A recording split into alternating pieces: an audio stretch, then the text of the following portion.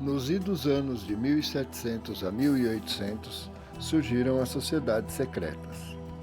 Estas começaram a implantação do desenvolvimento do pensamento iluminista. Este pensamento foi colocado na ilegalidade por diversas entidades e instituições da época, após os violentos acontecimentos da Revolução Francesa, que culminou com a morte na guilhotina de Robespierre, um de seus próprios representantes. Diante de tais fatos, os iluministas se colocaram na clandestinidade, porém não desistiram de seus ideais e planos.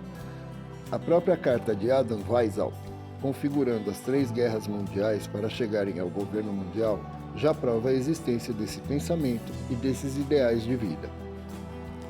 Após a Revolução Francesa, a clandestinidade se prolongou por algum tempo, até que viesse novamente a se mostrar em fatos. A Primeira Guerra Mundial teve como objetivo a destruição das monarquias e de vários impérios.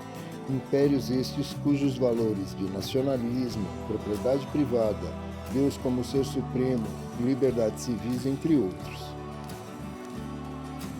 Após a guerra, estes mesmos agentes pró-globalismo fizeram a primeira grande tentativa de criar uma instituição de alcance global, a Liga das Nações, fundada em 28 de julho de 1919.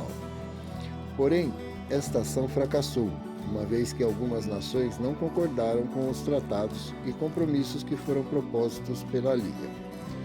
Diante desse fracasso na criação da Liga das Nações, iniciou-se um período de preparação do cenário político para a Segunda Guerra.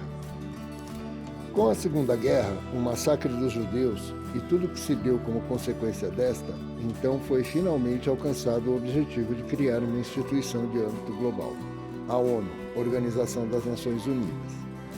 Esta teria como objetivo maior impedir que uma nova guerra de âmbito mundial viesse a ocorrer no futuro por meio de uma maior integração das nações por meio da alavancagem do comércio entre as mesmas.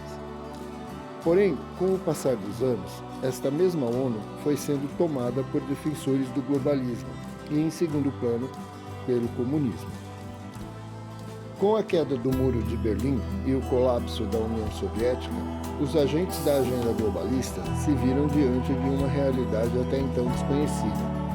A União Soviética, apesar de um regime fechado, conhecido como Cortina de Ferro, produzira no tempo de sua existência muitos milionários. A partir daí, os globalistas definiram que o melhor sistema para o governo mundial seria algo no mínimo similar ao comunismo, onde os milionários com relações preferenciais com o Estado teriam lucros garantidos e nenhuma concorrência. A queda da União Soviética e do Muro de Berlim também provocou um certo estado de anestesia no mundo ocidental, que passou a acreditar que o socialismo e o comunismo havia fracassado e que já não reunia condições de se estabelecer como forma de governo nas nações. Porém, isso tudo foi programado. A União Soviética e alguns aliados haviam apenas mudado a forma de luta.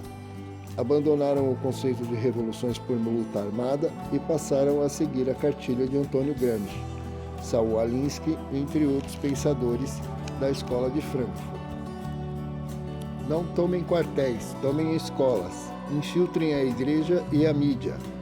Com essa nova maneira de travar a guerra ideológica, os adeptos do pensamento gramscista promoveram 2 décadas de infiltração em diversas instituições ocidentais, sob a direção de organizações e fundações que financiaram e operacionalizaram diversos agentes no Ocidente, a fim de transgredir e transformar os diversos valores e costumes da sociedade ocidental, com a complacência da ONU e de outras instituições afins. E também beneficiados pela ignorância dos diversos agentes e entidades do pensamento ocidental.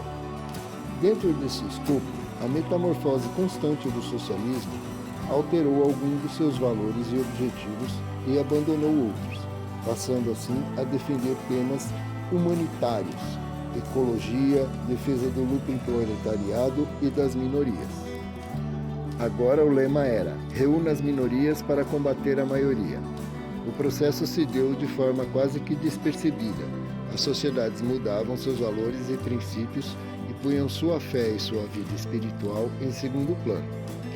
A agenda ecológica, que se iniciou na Rio 92 com a Carta da Terra, verdadeira constituição dos ambientalistas, culminou-se em ações como os diversos painéis da ONU, IPCC, IPCO e IPCM, painel do clima, do ozônio e dos mares, entre outros. Com a mídia controlada e diversos campos da sociedade sequestrados de forma sorrateira e quase imperceptível, o pensamento almejado pelos globalistas foi implantado na Europa, Estados Unidos, Brasil e praticamente tomou todo o mundo ocidental, tendo como consequência a eleição de agentes propagadores do pensamento globalista, como Barack Obama, os Clintons nos Estados Unidos, Angela Merkel e Helmut Kohl na Alemanha, Partido Trabalhista na Inglaterra e Fernando Henrique Lula no Brasil. Estes, entre outros, vieram a fomentar novas entidades globalistas, como o Foro de São Paulo e Diálogo Interamericano, entre outras.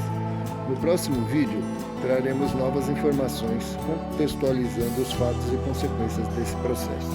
Se você gostou do vídeo, dê um like e inscreva-se para ajudar a que essa informação e esse conteúdo se propague na internet para mais pessoas terem conhecimento.